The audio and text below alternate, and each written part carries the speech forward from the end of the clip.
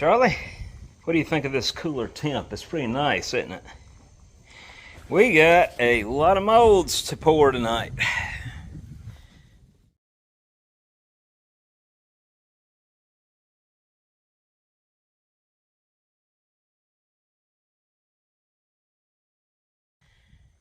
Got the furnace all lined and ready to go.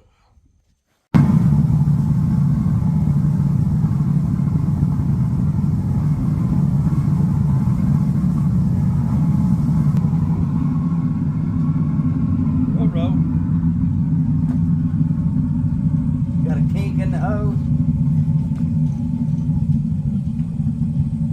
Oh, Lord.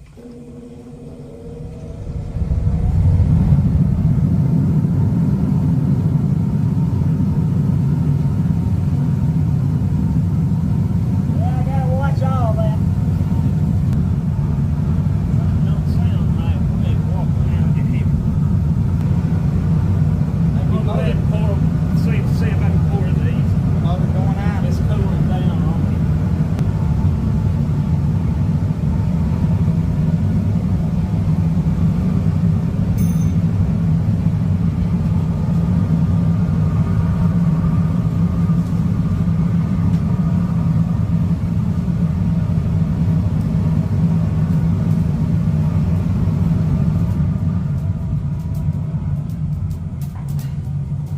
Uh-oh. You don't plug it in. Shut that up. I got it. We won't be grinding tomorrow. No. We need Ah. to put this fire out though. Yeah. Where'd you go? I brought you bad luck. Now, that's the way it goes. My gasket was not holding right here by the burner. And I think I melted my burner. I don't know. Who else? I don't know. In a couple days after I re-ram this bottom, I'll do that tomorrow. In the meantime, everybody's just not going to get their stuff. Well, that's what happens to electrical wires when you pour iron on it. Got it here, which isn't too bad. It's real bad here. A little duct tape and it'll be good as new. Well, it is time to build another sand bowl.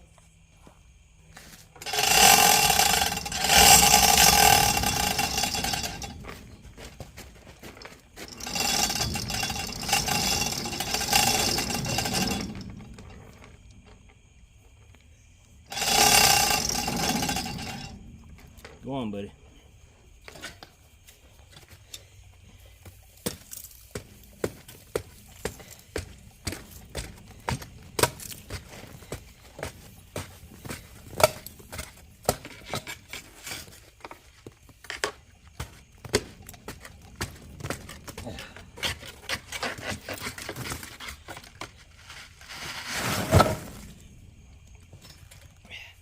Two-inch thick disc. That's heavy.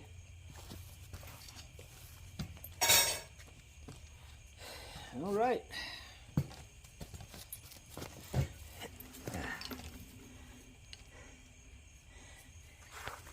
Man, that thing's still hot. 24 hours later.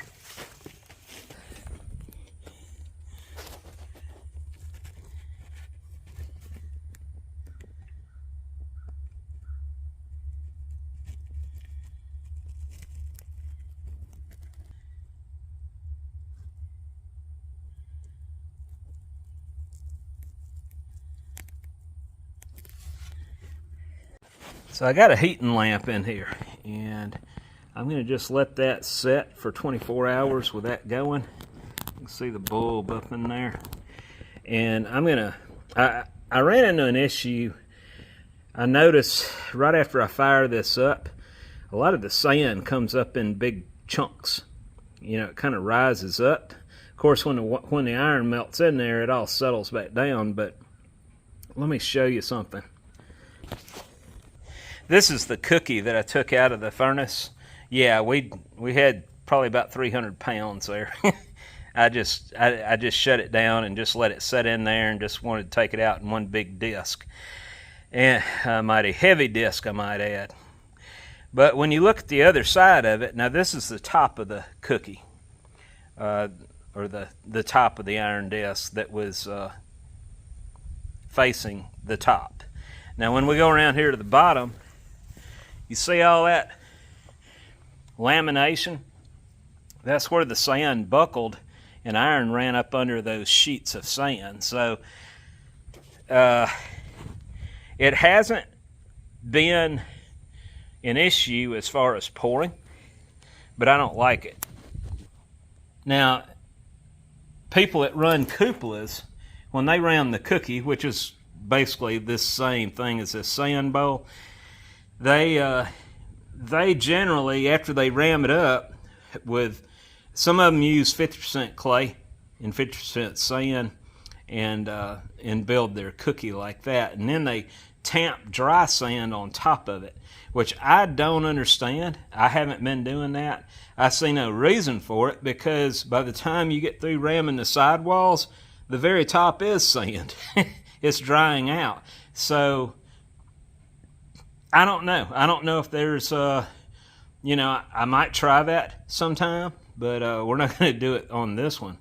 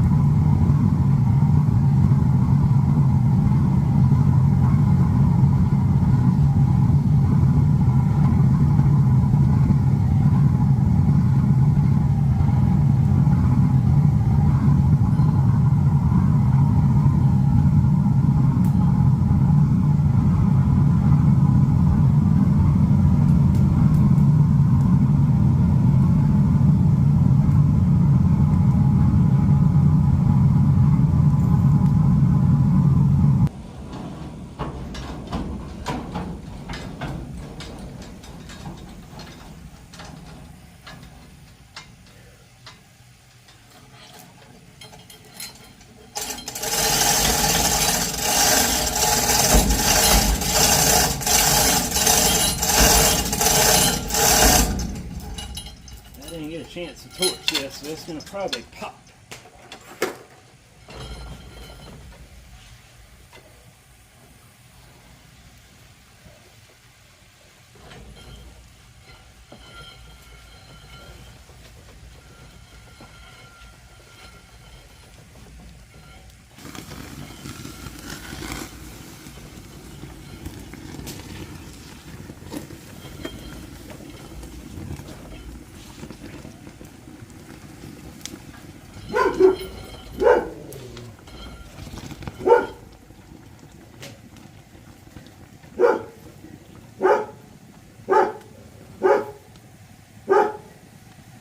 I guess not.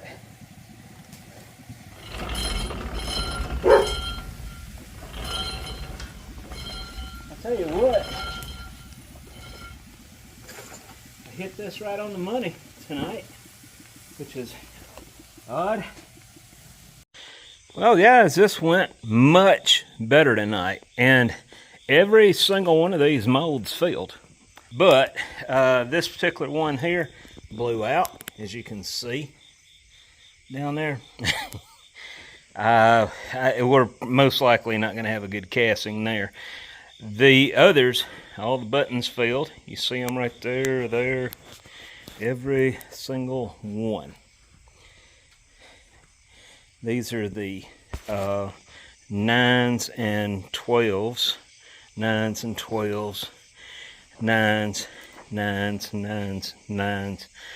And this part is for a drill press. This guy's been waiting patiently for this, and you know, this is one that I melted out of the sodium silicate mold weeks ago. And this is a very thin grate. I was worried. I wasn't sure if that was going to pour. And as you can see, the button fell down here on the opposite end. So we'll see tomorrow when I bust them out. Unfortunately, I won't be able to show you in this video, but we'll come back to all this next week. And this one is for a fan strut for a customer, and that mold got wet yesterday. And I said, well, we're going to try it anyway. I think we'll be okay, but it's all right, because I also ran one more in one of these molds with a 9-inch, just to, in case it didn't work in one mold, we got a backup. So, yeah, it took, as you could see, I think it took 18 minutes to pour these, and it's so nice to not be raced to hurry up and get the iron in the mold. You know, the furnace is steadily cooking the whole time, and as you could see, I have plenty of time to not only move weights over from one mold to the next and stack them on down, but I also have time to study the surroundings of the furnace, make sure that the cord is plenty out of the way, along with the fuel line. You know, I can watch it and make sure as I go from one mold to the next, I kind of check around the surroundings and make sure I'm not damaging anything. So I have no regrets whatsoever. I have plenty of energy after doing this tonight. Like I said, the total pour time was 18 minutes. It took 1 hour to melt 300 pounds of rotors. That's how many, that's how much this job took. And I got pretty good at it, at guessing, because you saw I had just a trickle left in there to pour into this thing. So, yeah, it's rare that I'm dead on like that. But anyway, I didn't melt any extra iron to waste on this. Charlie, go to bed. Blop. Yes, this is Saturday night, and I got a guy that's going to be coming out next week to grind this batch while I go ahead and start ramming up a whole bunch more molds. I'm very excited to go ahead and knock out a bunch of these straight edges, which we did today. And also, I have some other jobs that are really pressing. And one of my customers sent me a little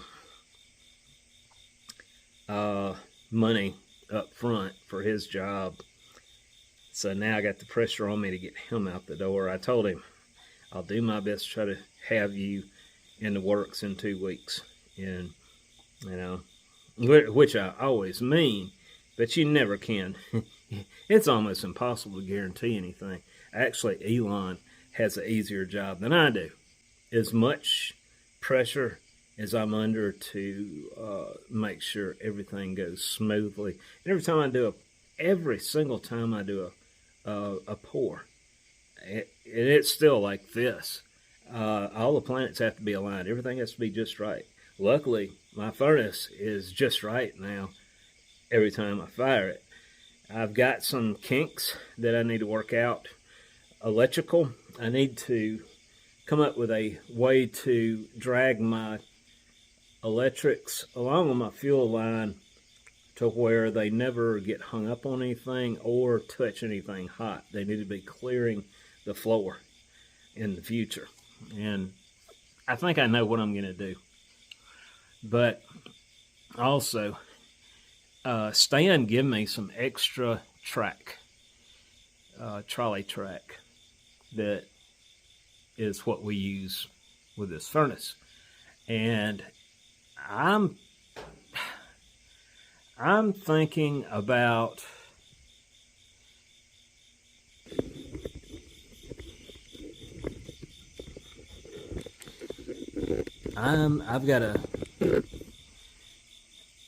I'm thinking about taking, shoot, come on, get focused here. All right, that trolley, I'm thinking about going ahead and extending it, putting up at least another 24 feet out of trolley. And of course, that means I'll just cover it. I'll have a little roof just for that part. Probably just extend a 12-foot pouring bay on out 24 feet. And which means I've got to build a roof, set more posts and all that. So I'm really enjoying pouring outside, and it's safer out here, you know, and I'm getting more fresh air. I'll see how this is going to work out for this winter. Eventually, my plan is to be making all the molds inside the building, which if I do this, instead of I'm probably going to go ahead and wall in the last 12 feet of the pouring bay inside, pour a slab in that, and open that wall up to the main part of the room. And that way I'm climate controlled and I'm straight in line with the trolley all the way down. And so, you know, I'm thinking about having a wall with a gap for the trolley to go through, and then have like curtains, you know what I'm talking about, to try to hold the temperature and the winds to a constant, I don't know. But anyway, that's kind of my thoughts now. As I keep doing this, I'm figuring out better ways to do it, more efficient ways to do it. And, you know,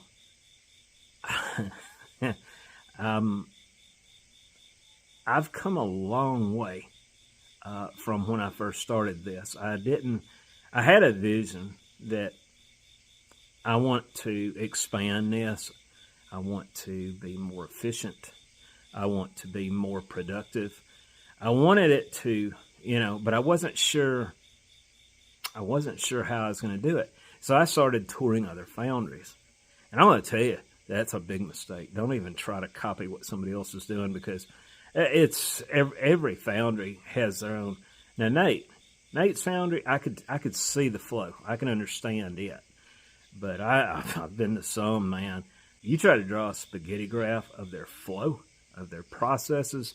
I have no idea how they can keep up with what they got. I have no idea how they even know what they got. That, you know, they're just it's crazy.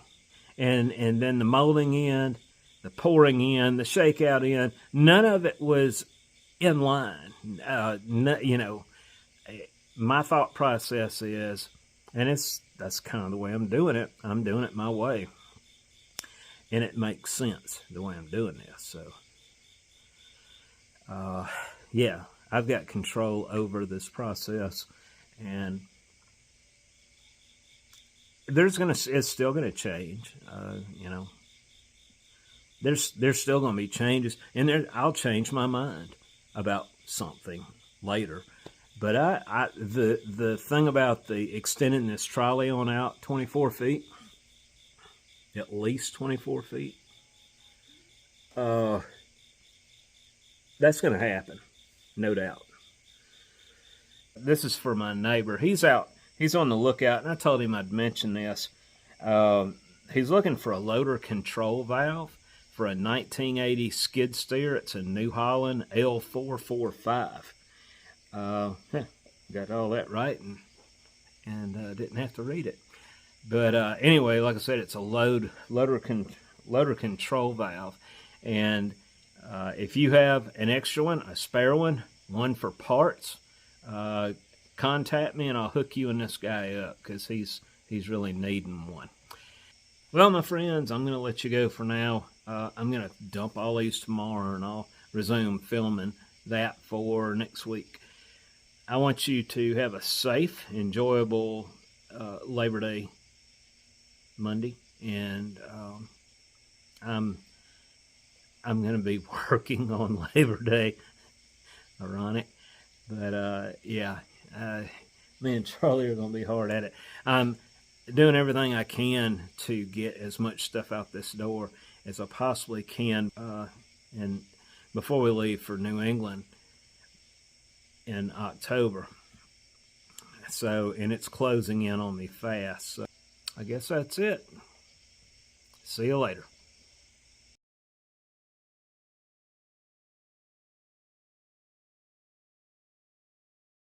For those who have been asking about the Windy Hill Foundry hats, these are now available on my website, windyhillfoundry.com, under stores, or you can click on the above link. These are on the pricey side, but keep in mind the shipping is included. Have a good day.